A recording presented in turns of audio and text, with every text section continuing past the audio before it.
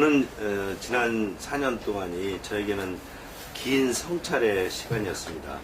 19대 공천에서 낙천한 이후에 한동안은 좀 억울하기도 하고 또 열심히 해왔는데 적절히 보상받지 못했다는 그런 어떤 제 자신에 대한 어떤 회한이 많이 들었습니다만 시간이 지나면서 제가 저를 아주 깊게 성찰할 수 있는 시간이었고 또 우리 정치 환경에 대한 여러 가지 또 내 나름대로 객관적으로 볼 수 있는 시간이었습니다.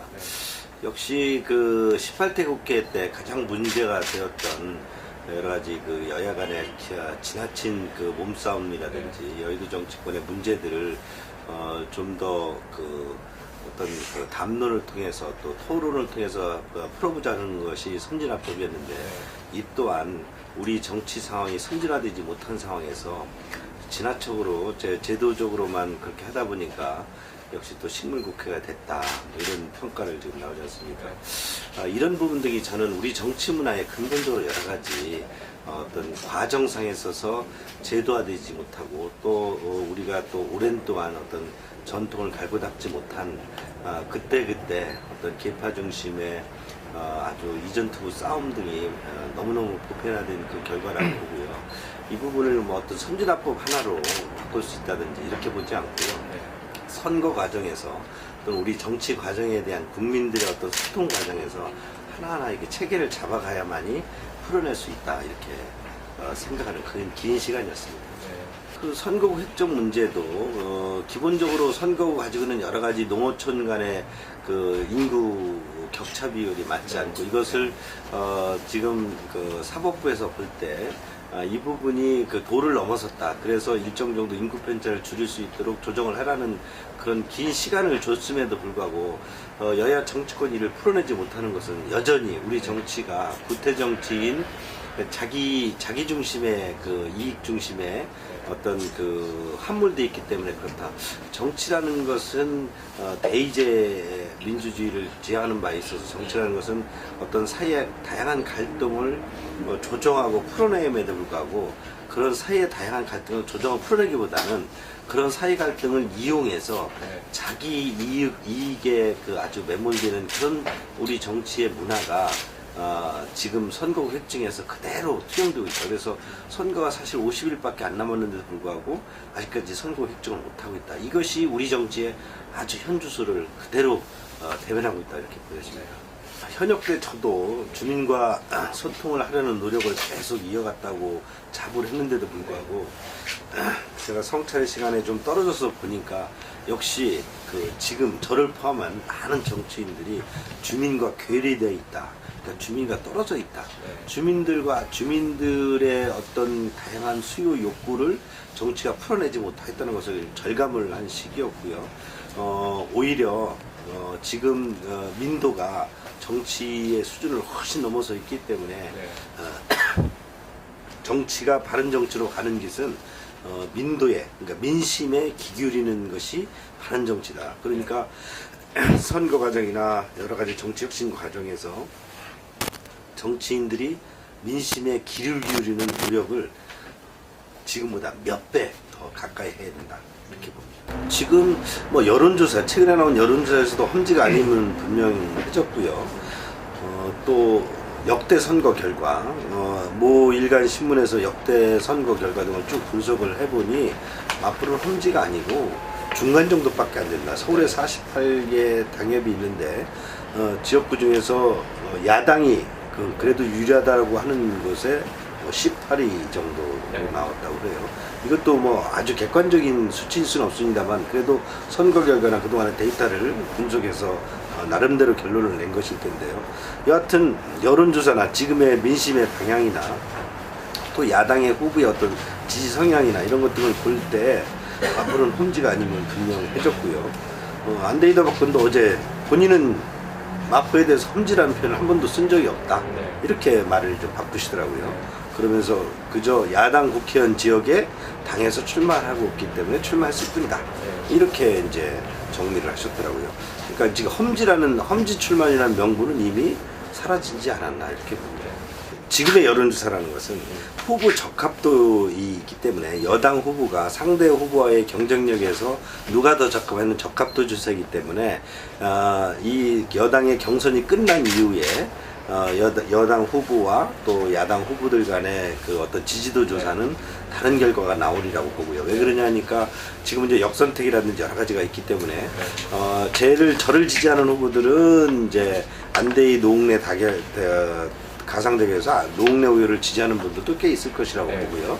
또 강승규 노웅래 대결에서는 안대희 지지자들이 또 노웅래 후보를 지지하는 경향이 있습니다. 그런 부분이기 때문에 지금의 데이터를 가지고 지지도 조사를 판단하는 것은 아직은 이르다고 보고요. 그런 면에서 뭐 저는 노 후보하고 경쟁력에서 그렇게 뒤지지 않는다 이렇게 보고요. 두 번째는 또 야당은 이미 이제 국민의당과 더불어민주당이 분열이 되어 있습니다. 이것은 뭐 앞으로 많은 우리 보수층 지지자들이 우려하는 것처럼 또 막판에 단일화라는 변수가 있을 수도 있다라고 하지만 뭐 그렇다 하더라도 지금 국민들이 그렇게 또 선거 때문에 이합집산 하는 것에 또 그렇게 많은 표를 줄까 하는 의문도 있고요. 또 지금 현재대로 그대로 지속될 경우 야당이 분열되어 있다는 것은 상당한 우리 보수층에게는 보수 새누리당 입장에서는 중요한 그런 상수이기 때문에 이 부분은 뭐 저희가 지지도에서 그렇게 나쁘지 않을 거라고 봅니다. 그래서 저는 노웅래 후보와 제가 아주 2달 반 만에 선거에서 6선에 노씨 가문의 어떤 국회의원 후보를 이긴 전력이 있고 또 지금 노웅래 후보를 지지했던 상당수 지지층들이 이탈해 있습니다. 이것은 뭐 마포사에서는 상당히 굉장히 만연된 어떤 평가인데 실제 저희 캠프의 핵심 주축 세력 중에서도 노웅래 전 후보의 사무국장을 하셨던 분이라든지 또 그 밑에서 구의원 하셨던 분들도 지금 뭐 3분이나 여기에 핵심적인 역할을 하고 있고요.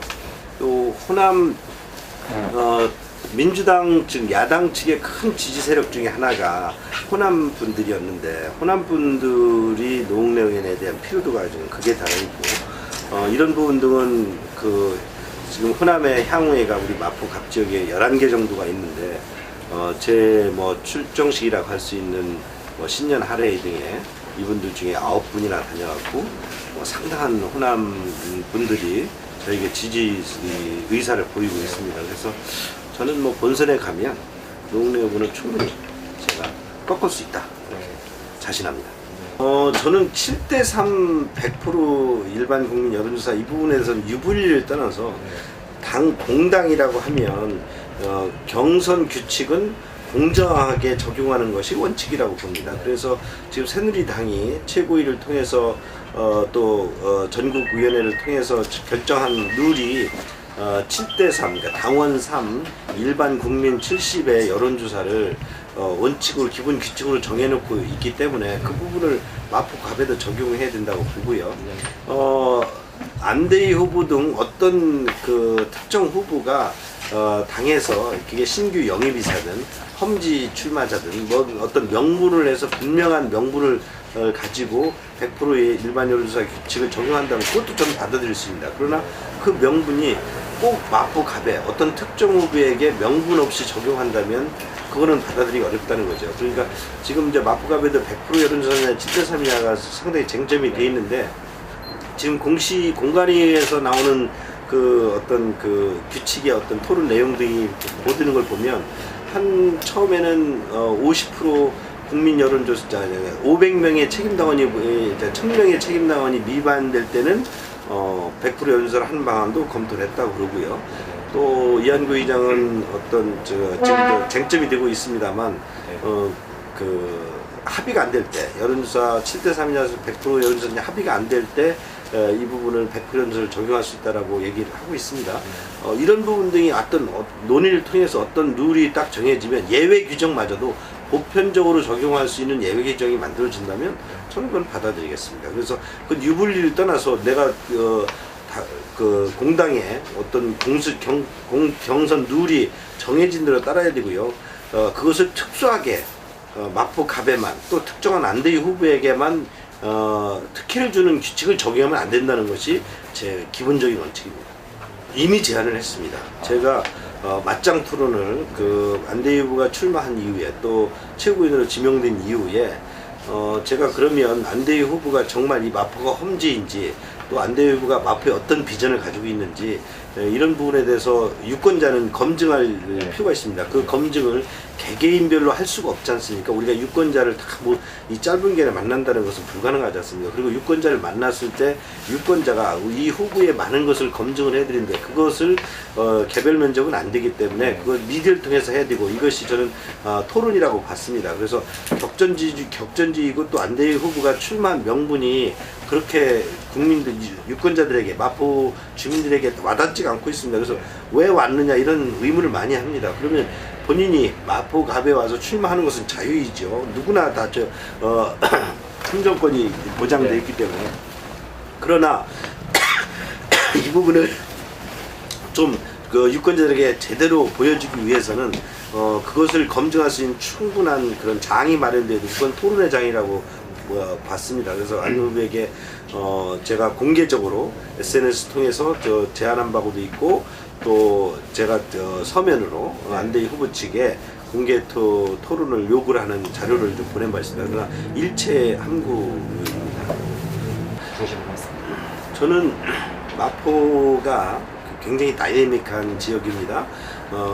옛날 마포나루로 상징되는 전통 포구 문화가 있었고 또 근대화 과정에서 변두리 주거촌으로 이렇게 또 전락한 적도 있고 그 이후에 이제 여러 가지 마포 대로가 개발되면서 또 급격한 소위 뉴타운 바람이 불어서 상당히 주거 형태가 많이 바뀌었고 그래서 지금 아파트 문화라든지 공동주택 문화 이런 것들이 많이 발전되어 있지만 그에 따르는 주거 환경 변화에 따르는 교육이라든지 문화 수준이라든지 이런 부분 등이 그렇게 급격히 발전이 못해서 언밸런스한 상태입니다. 이러다 보니까 예전에는 마포에 왔던 많은 마포에 기대를 가고 좋은 주거 공간이라고 생각해서 왔다가 떠나는 경우도 많이 있었습니다. 이 부분 등을 저는 이제 18대 국회의원 때부터 교육 환경 개선, 문화 어떤 여러 가지 콘텐츠 다양화 등을 노력을 했고요. 이런 부분 등이 일정 정도 성공을 해서 마포도 상당한 지금 다이내믹한 곳으로 변했습니다.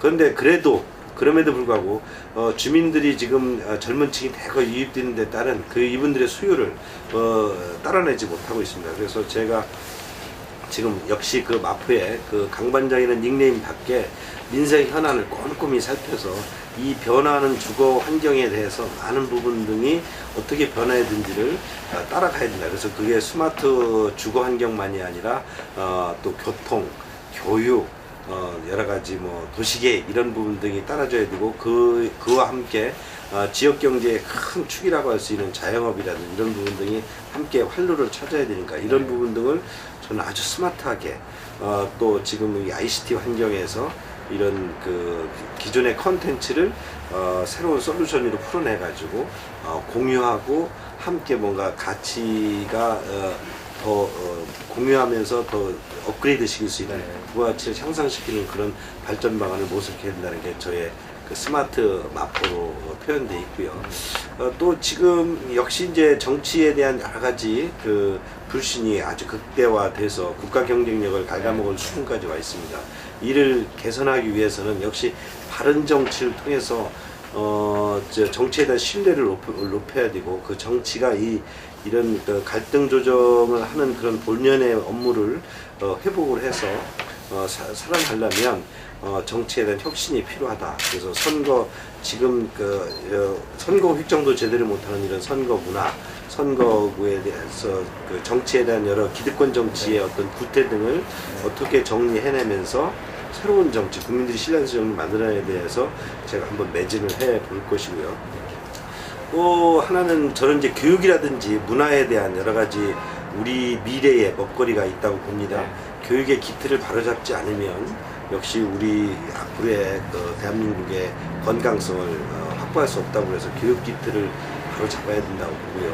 또 하나는 그러니까 지금의 한류 등으로 되는 우리 21세기의 먹거리를 등장한 문화의 콘텐츠를 어떻게 더 우리가 생산적으로 바꿔야 될 것이냐, 이런 부분에 제가 지난 문방위 활동을 앞으로 20대 국회에 들어가게 된다면 교육문화 활동을 통해서 이 부분을 더 좀 다양화해서 활로를 찾아볼 생각입니다. 경제가 많이 어렵습니다. 세계 경제도 어렵습니다. 그러나 우리는 이 경제를 이겨낼 때 훨씬 더 보람이 있다고 보고요. 그 이겨내는 힘에는 우리가 지금의 시대 변화를 면밀히 통찰을 해서 이 시대가 요구하는 그런 틈새를 잘 공략한다면 우리는 그동안 짧은 시간에 민주화, 그 근대화와 성장의 역사를 이뤘던 것처럼 지금의 위기를 가장 또 모범적으로 돌파해낼 수 있는 그런 우리 대한민국이 될 수 있다는 자신이 있습니다. 어려움을 어떻게 맞이하느냐 하는 것이 우리의 자세이고, 그 자세에서 방향을 제대로만 잡아낸다면 우리 경제는 또 한 번에 더 큰 도약을 할 수 있고, 저 강반장도 정치가 이런 어려운 경제를 풀어내는데 또 여러 가지 문제의 솔루션을 제공하는데 어떤 일조를 하기 위해서 앞으로 발로 또 뛰고 뛸 것을 약속드립니다. 감사합니다.